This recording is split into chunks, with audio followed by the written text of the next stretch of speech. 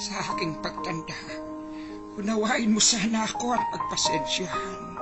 Kapag dala ng kalabuan ng mata, ay nakabasag ako ng pinggan o nakatapon ng sabaw sa pagkainan.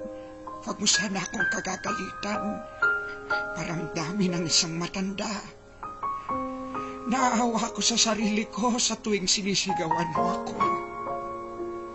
Kapag mahina na ang tenga ko at hindi ko maintindihan ang sinasabi mo, huwag mo naman sana akong sibihang bingi.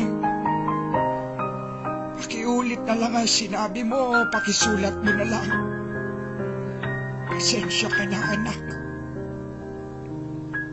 Matanda na talaga ako. Kapag mahina na ang tuhod ko, pagtiyagaan mo sana akong tulungang tumayo. Katulad ng pag-alalay ko sa iyo nung nag-aaral ka pa lamang lumakad. Pagpasensyahan mo na sana ako. Kung ako man ay nagiging makulit at paulit-ulit na parang sirang plaka, basta pakinggan mo na lang ako. Huwag mo sana akong pagtatawanan o pagsasawaang pakinggan. Natatandaan mo pa ba, anak, nung bata ka pa? Kapag gusto mo ng lobo, ay paulit-ulit mong sasabihin yon. Maghapon kang nangungulit hanggang hindi mo nakukuha ang gusto mo. Pinagtyagaan ko ang kakulitan mo. Pagpasensyahan mo na rin sana ang aking amoy. Amoy matanda, amoy lupa. Huwag mo sana akong piliting maligo. Mahina na ang katawan ko. Madaling magkasakit kapag nalamigan. Kaya wag mo sana akong pandirihan. Natatandaan mo nung bata ka pa, pinagtsatsagaan kitang habulin sa ilalim ng kama kapag ayaw mong maligo. Pagpasensyahan mo na sana kung madalas ako'y masungit. Lala na marahil ito ng katandaan. Pagtanda mo, maiintindihan mo rin ako. Kapag may konti kang panahon, magkwentuhan naman tayo. Kahit sandali lang, hinip na ako sa bahay. Pagkapong nag-iisa, walang kausap.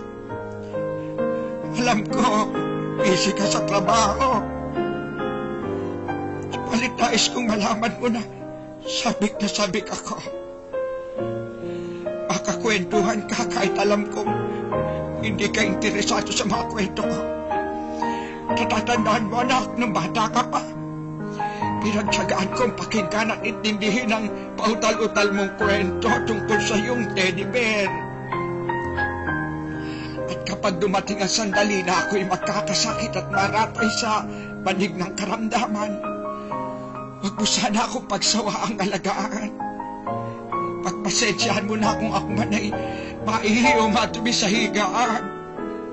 Pagtyagaan mo sana akong alagaan sa mga huling sandali ng aking buhay.